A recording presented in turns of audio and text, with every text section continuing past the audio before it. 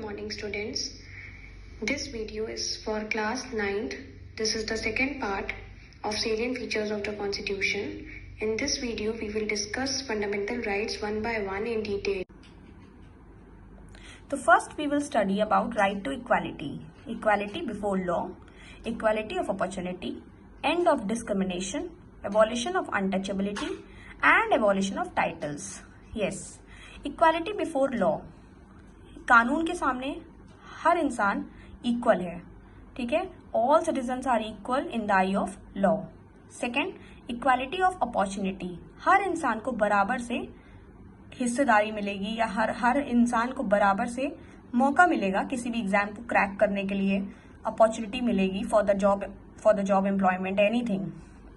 Third, abolition of title. हाँ, किसी भी इंसान को आप टाइटल देते हो राज बहादुर या सरकार बोलते हो, सेठ जी बोलते हो, लेकिन उस टाइटल से कानून नहीं दिखता. वो तो सोसाइटी में लोग बुलाने लगते हैं, अरे सेठ जी, अरे बहादुर जी, अरे राज बहादुर, तो इस तरह टाइटल देने लगते हैं in order to give respect. But कानून के हिसाब से इक्वालिटी मतलब इक्वालिटी राइट्स के according to the equality right सारे लोग इक्वल हैं. तो यहाँ पे टाइटल्स को हम लोग एबॉलिश करेंगे, मतलब रोक करेंगे.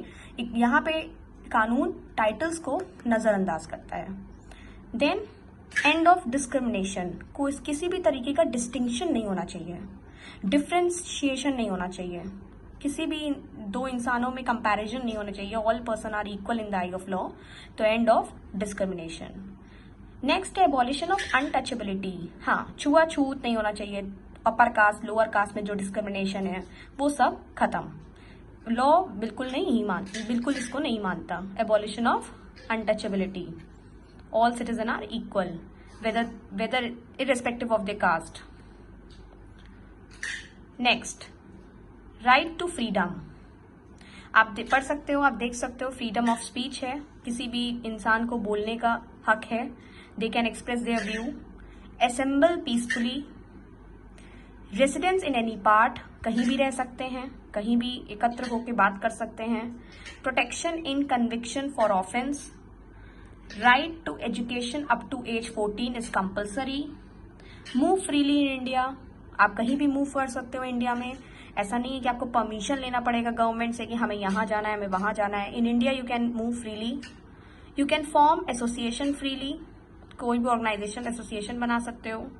Freedom of trade off occupation. किसी भी काम, कोई भी तरीके का काम कर सकते हो.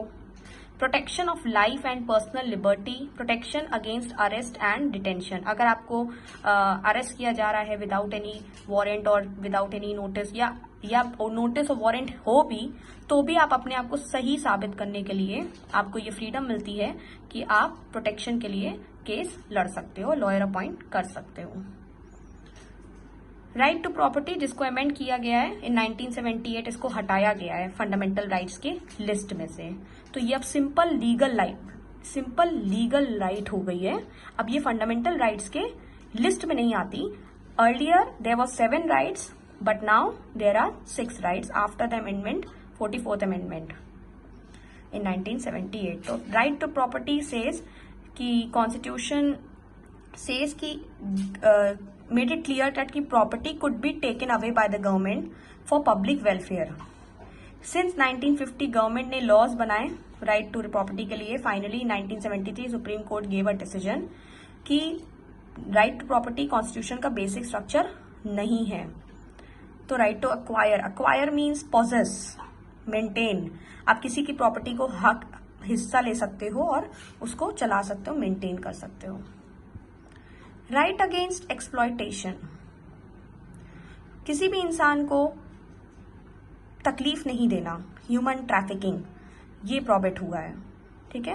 Prohibition of employment of children. Yes, 14 साल के नीचे के बच्चों को या आप माइंस में या चाइल्ड लेबर नहीं कर सकते हो. ये एक्सप्लॉयटेशन होता है, बच्चों से काम कराना और फिर उस हिसाब से पैसा भी नहीं देना, तो वो भी एक्सप्लॉयटेशन होता है. तो प्रोहिबिशन ऑफ ह्यूमन ट्रैफिकिंग, इंसान का गलत फायदा नहीं उठाना है. Right to freedom of religion. Practice and propagation of religion. किसी भी रिलीजन को आप फॉलो कर सकते हो, कोई टैक्स नहीं लगता रिलीजन को प्रमोट करने में या फॉलो करने में.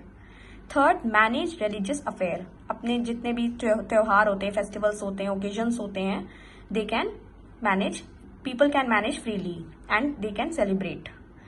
रिलीजियस इंस्ट्रक्शंस इन इंस्टीट्यूशंस में बहुत सारे धार्मिक बातें होती हैं, धार्मिक फॉलो कराया जाता है, लोगों को याद दिलाया जाता है कि हमारा धर्म क्या कहता है। तो ये सारी फ्रीडम इन सब चीज़ों के लिए मिली हुई है इंडिया में। Next, cultural and educational rights, protection of minorities, जिनका जो रिलीजन माइनॉरिटी हैं उनके लिए भी काफ़ी ध्यान रखा गया है कॉन्स्टिट्यूशन में, इनको भी कल्चरल बराबर से एजुकेशनल मिलने का हक है। राइट ऑफ माइनॉरिटीज इंस्टीट्यूशन, बहुत सारे माइनॉरिटीज इंस्टीट्यूशंस हैं, उनको भी कल्चरल एजुकेशनल राइट्स मिलेगी। माइनॉरिटीज इन द से बहुत सारे मेजॉरिटी में ना हो, जो भी रिलीजन मेजॉरिटी में नहीं है, उनको ऑकवर्ड फील ना हो और उनको वो फील ना हो कि उनको इंडिया में बराबर से हिस्सा अपॉर्चुनिटी नहीं मिल रही है इक्वली, तो उनके लिए भी कल्चरल एजुकेशनल राइट्स हैं। Right to constitutional remedies, right to constitutional remedies, article 32, this is the last article dealing with the fundamental rights, but it is probably the most important one because this right says that the citizens' right to seek help, legal help, if any of the other rights are violated by the state। मतलब कोई भी state government, जितनी भी rights मैंने अभी आपको पहले बताई, अगर कोई अधिकार किसी सिटीजन को नहीं मिलता है, वियोलेट होता है, तो he can move to supreme court and the high court, because supreme court and high court are the guardian of the fundamental rights. तो फंडामेंटल राइट्स वो फॉलो करवाते हैं, एप्लीकेबल कराते हैं, मेक श्योर कि फंडामेंटल राइट्स सभी citizens को मिले। तो the citizen can move to high court and supreme court and sue the case against that authority, the one who is misusing it's authority, और जिसका भी अधिकार छीना जा रहा है, तो अपनी राइट्स को इन्फोर्स करने का हक है सिटीजन को। तो this is right to constitutional remedies. Person can take an action, okay, this can be done by the courts। a writ, फिर एक writ होता है, डॉक्यूमेंट होता है, लीगल डॉक्यूमेंट होता है जो कोर्ट इशू करती है टू अ स्टेट और लोअर कोर्ट और a person to do that action, और वो एक्शन कोर्ट देती है, या किसी पर्सन के लिए, किसी स्टेट के लिए जो भी मिसयूज कर रहा अथॉरिटी फॉर दैट पर्सन, जिस पर्सन ने केस किया है, जिस पर्सन का अधिकार राइट वियोलेट हुई है, तो उसको ठीक करने के लिए। तो this is the remedies for the enforcement of rights. Fifth is directive principles of state policy in part 4, these are the guidelines. ये directive principles of state policy guidelines होती हैं कि कैसे एक सरकार, एक स्टेट गवर्नमेंट या एक कंट्री की गवर्नमेंट, कैसे वो क्या क्या पॉइंट दिमाग में रख के पॉलिसी बनाए। To frame the policies of the government of India, government of the country, ये directive principles of state policy एक गाइडलाइंस हैं, मतलब पॉइंट्स हैं, उस पॉइंट्स को फोकस करके या on the basis of these guidelines government of India frames the policy. This we will study in detail after in this video only. Then sixth, unique blend of federal and unitary features। हाँ, normally constitution एक federal है, but emergency में ये unitary भी हो जाता है, मतलब कि इमरजेंसी के टाइम कुछ सारी राइट्स प्रोहिबिट कर दी जाती हैं, कुछ सारी एज द केस में भी। तो ऐसा नहीं है कि फेडरल है, फेडरल तो है ही है, सबके लिए तो फॉलो होता ही, equally universal in nature, but during emergency it becomes unitary, person to person vary करने लगता है। Adult suffrage universal adult franchise, ये मैंने आपको स्टार्टिंग में बताया था कि voter can give vote after the attainment of 18 years of age। There is no discrimination in relation to education, gender, property, rich और पुअर, कास्ट, क्रीड, नथिंग। इंसान अगर कोई भी बंदा, कोई भी पर्सन 18 years अटेन कर लिया है, चाहे वो वुमन हो, चाहे मैन हो, चाहे कोई भी हो, किसी भी रिलीजन का, वो वोट दे सकता है। He is liable to give vote. Independent judiciary, yes, judiciary independent है। जुडिशरी एक गार्जियन है फंडामेंटल राइट्स को प्रोटेक्ट करने के लिए, make sure that every person is getting their right और not, no authority can misuse their right, misuse the human, misuse any human. तो independent judiciary. Secular state. Secular state, no religion is recognised as a religion of state. ठीक है, किस मतलब कि India is a secular state है, तो state regulates relationship between man to man. भाईचारा का मतलब प्रतीत रखे, स्पिरिट ऑफ ब्रदरहुड होना चाहिए, नॉट मैन टू गॉड. इंसान को man can serve other man, है ना, secular state. Single citizenship, I already told in this lecture in starting, provision of single citizenship है. यूएस में प्रोविजन ड्यूअल सिटीजनशिप होती है, both for the country and both for the state, but in India there is a single citizenship. Fundamental duties, code of 10 fundamental duties which we will study in detail in this video only at last. India is a secular state. Further, Indian secularism guarantees equal freedom to all religion. सारे धर्म के लोग बराबर से India में रह सकते हैं. Hinduism, Jainism, Buddhism, Sikhism, Islam, Christianity, all religion can live freely in India. Okay, India gives a special status to no religion. मतलब कोई religion नहीं होना चाहिए, nationalism होना चाहिए. There is no such thing as a state religion of India. ऐसा कोई state नहीं है जो state religion India, मतलब कि कोई area wise नहीं है state religion. India gives special status to no religion. कोई religion state नहीं है यहाँ पे, सारे धर्म पूरे इंडिया में रहते हैं. India is the world's largest working democracy.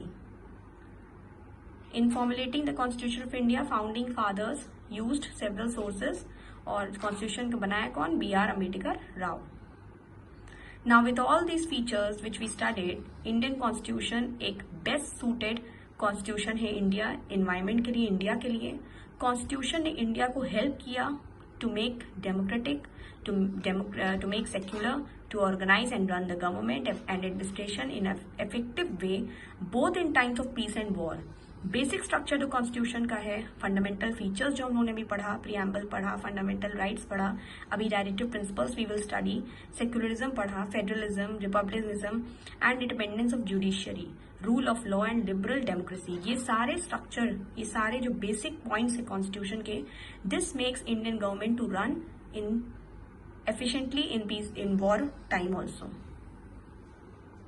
Now, this is the fundamental duties of Indian citizen: to abide by the constitution and respect. Yes, एक person की duty है ये सारे follow करने के लिए. If a person is getting the rights from the constitution, then the person is liable to do duties towards India. So the first is to abide by the constitution. वो constitution से घेरित है, bound है, और वो सारे idols, institution, national flag, national anthem follow करेगा, respect करेगा उनकी. Second, to uphold and protect the sovereignty, unity and integrity of India.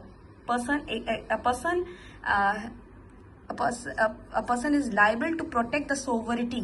India की जो सोवरिटी, क्वालिटी, यूनिटी होती है, इंटीग्रिटी, आन बान शान मेंटेन रखना है. इंडिया की हमेशा तरक्की पे ध्यान देना है. To promote harmony and the spirit of common brotherhood among all the people of India.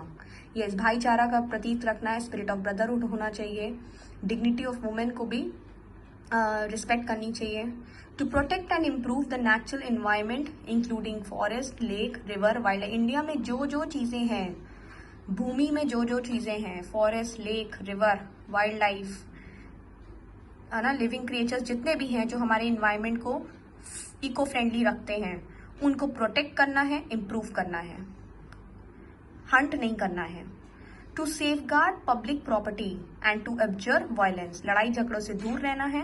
Public property जैसे पब्लिक मॉन्यूमेंट्स हो गए, ठीक है, पब्लिक बिल्डिंग्स हो गई, पार्लियामेंट हो गया, रेड फोर्ट हो गया, ताजमहल हो गया, पब्लिक प्रॉपर्टी को भी सेफगार्ड रखना है, ठीक है, वहां पे थूकना नहीं है. To cherish and follow the noble ideals which inspired our national struggle for freedom. बहुत सारे टॉपिक्स हैं, जैसे रानी लक्ष्मीबाई की बातें हैं, महाराणा प्रताप, नाना साहेब, मंगल पांडे, भगत सिंह, गांधी जी, जो भी हमको नेशनल फ्रीडम दिलवाए हैं, जिसने देश को आज़ाद कराया है, उनको हमेशा याद करें। एक इंडियन सिटीजन की ड्यूटी है। टू डिफेंड द कंट्री को हमेशा बचाएं। Render national service when called up to do so. जब कभी मौका मिले नेशन को अपनी सर्विसेज दें, क्योंकि हम उस भूमि में रहते हैं। हम कुछ भी करेंगे बहुत कम है। जो लोगों ने इतना देश को आजाद करने के लिए अपनी जान तक दे दिया, तो we should always ready to defend the country and to do anything for the sake of motherland. जैसे अभी हम लोग देश के लिए ही घर बैठे हैं, स्टे होम स्टे सेफ बोला जा रहा है ना, एंड प्रोटेक्ट द नेशन। ठीक है, तो ये एक बहुत बड़ा मौका है। इंडिया घर में रह के आप दूसरे लोगों को उस कोरोना वायरस से बचा रहे हो। आप खुद भी घर पे रहो और लोगों को भी रहने दो, सो डैट कि आप बाहर जाओगे तो आपको भी होगा, तो दूसरे को भी होगा। तो इस तरीके से हम देश को कैसे बचा रहे हैं, देश को रुइन कर रहे हैं। तो इट्स बेटर कि टू स्टे होम, इसीलिए कहा जा रहा है जितना हो सके घर पे बैठे। Next is to value and preserve the rich heritage of our composite culture. India having the diverse culture, variety of languages spoken in India. तो इंडिया में इतने ढेर सारे कल्चर, इतने ढेर सारे वेराइटी ऑफ रिलीजन रहते हैं, वेराइटी ऑफ लैंग्वेजेस बोली जाती है, उसको हमें प्रिजर्व करना है। हमें इंडिया की जो परंपरा है उसको हमेशा वैल्यू देनी है और उसको आगे बढ़ाना है। To develop the scientific temper, humanism मतलब ह्यूमन स्पिरिट होनी चाहिए, स्पिरिट ऑफ ब्रदरहुड होनी चाहिए, spirit of inquiry and reform. Scientific temper मतलब हमेशा इंडिया को डेवलप करने के लिए सोचना चाहिए।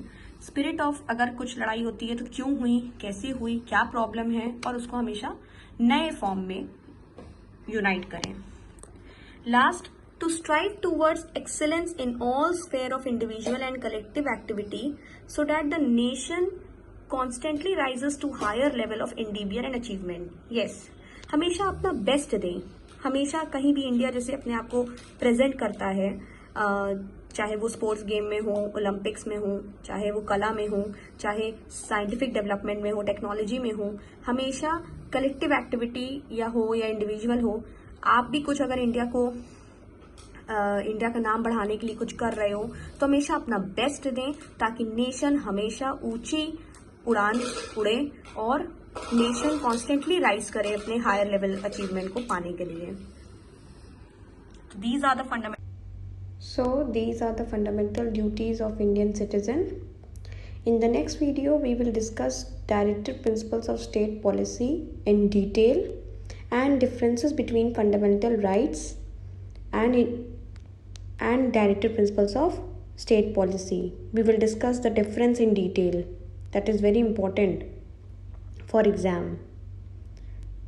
Till then, take care.